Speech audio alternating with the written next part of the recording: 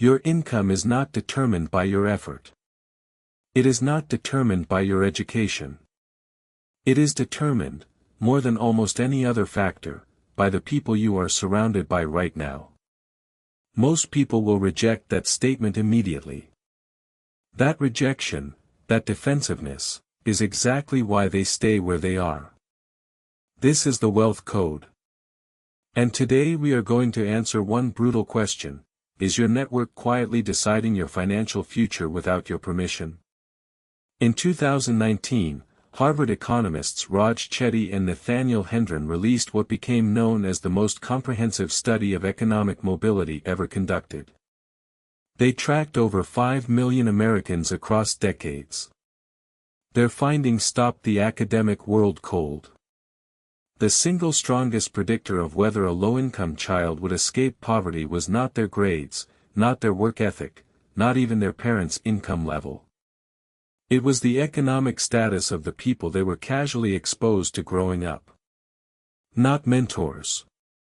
Not role models. Just proximity. The people around them in everyday life. They called it economic connectedness. And they found it was more predictive of upward mobility than almost any policy intervention ever studied. Let that sit with you for a moment. The people you brushed past in the hallway. The people you sat near at lunch. They shaped your financial future more than you ever knew. Here is the premise, and I am not going to soften it. You are, financially speaking, an average of the network you inhabit. Not a metaphor. Not a motivational poster. A documented, replicated, peer-reviewed pattern that shows up across cultures, income levels, and continents. Who you know determines what opportunities reach you. It determines who vouches for you. It determines what you believe is financially possible.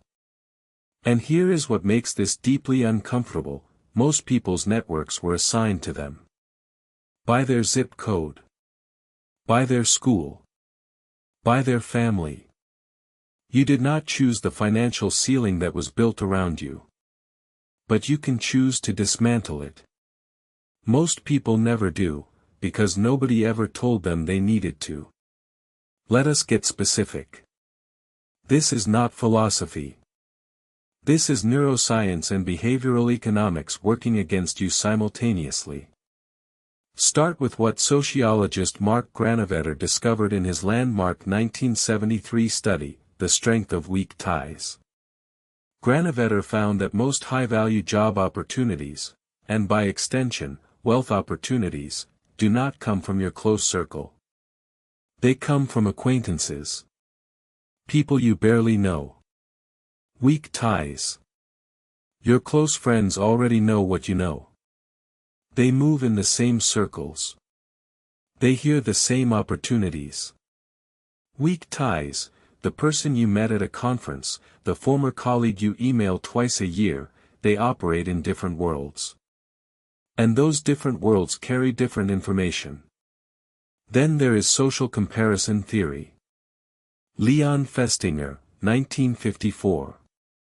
Human beings instinctively calibrate their sense of what is normal, including financially normal, against the people immediately around them.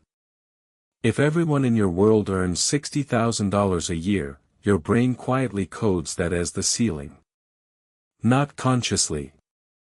Automatically. This is called the reference group effect. And it is relentless.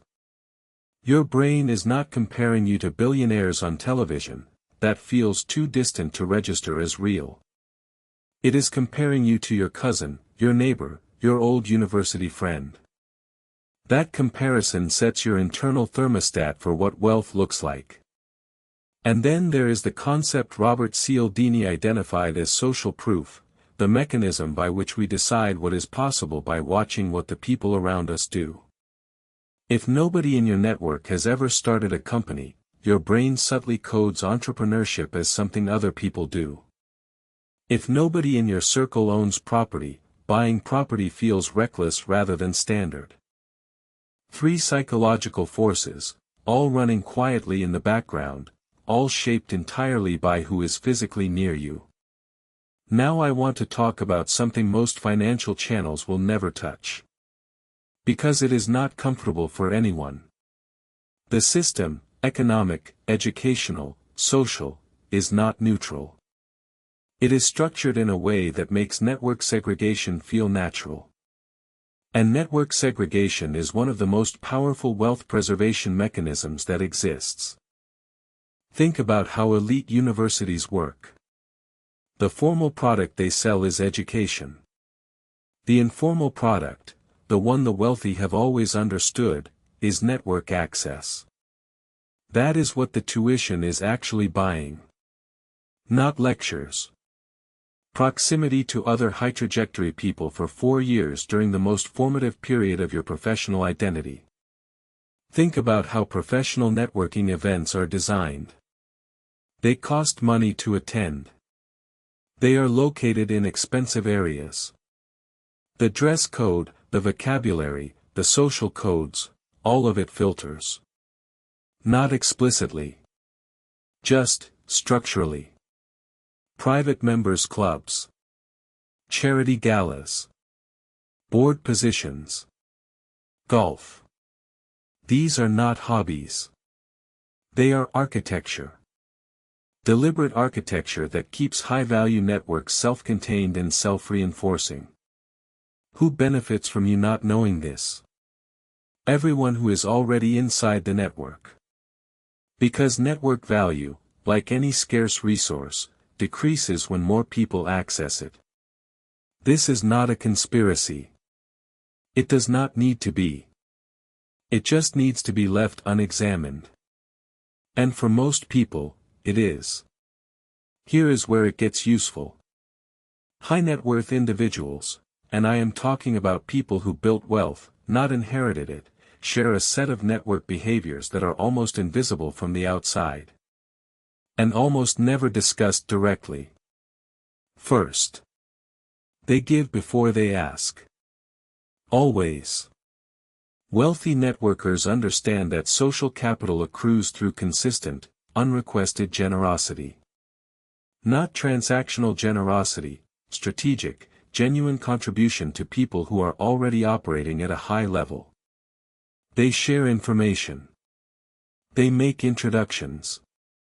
They create value without keeping score, because they understand that the return comes, compounded, later. Second. They are obsessively selective about upward association. Most people network horizontally, connecting with people at the same level. Wealthy builders network directionally. Every room they enter, they identify who is operating 2 levels above them, and they find a reason to be useful to that person. Third, and this is the one almost no one talks about, they manage network attrition deliberately. The people who build serious wealth periodically audit who has access to their time and attention. Not coldly, but consciously. They understand that every hour spent maintaining a relationship that pulls downward is an hour not invested in one that pulls upward. Fourth. They pay for proximity. Masterminds. High-level retreats. Industry events where the ticket price filters out everyone below a certain trajectory. This is not showing off. It is engineering their own exposure. The wealthy do not wait for the right people to appear. They architect environments where the right people are the only ones in the room. Now the part that matters most. Because information without action is just expensive entertainment. Step 1. Audit your current network with brutal honesty. Write down the 10 people you spend the most time with, professionally and personally. Next to each name, write their approximate income, their ambition level, and whether they challenge or confirm your current financial beliefs. What you are looking for is the aggregate. Is this network pulling you forward, or is it a comfortable anchor? This exercise is not about cutting people off. It is about seeing clearly what you are working with. Step 2. Identify the one room you are not in, but should be. Every industry, every city, every profession has gatherings where the high-trajectory people concentrate. A specific conference. A specific online community. A specific association. Find it. Find out what it costs to be there. Budget for it the same way you budget for any investment, because that is exactly what it is. Step 3. Develop what I call a contribution-first identity. Before you enter any new network environment, define specifically what you bring. Not your job title. Not your company. What problem can you solve for someone at a higher level than you? Information. Access. A specific skill. The people who break into higher networks fast are the ones who arrive with something useful already in hand. Step 4. Use weak ties systematically. Go through your existing contacts, LinkedIn, your phone, your email, and identify people you have lost touch with who are operating in different, higher trajectory circles.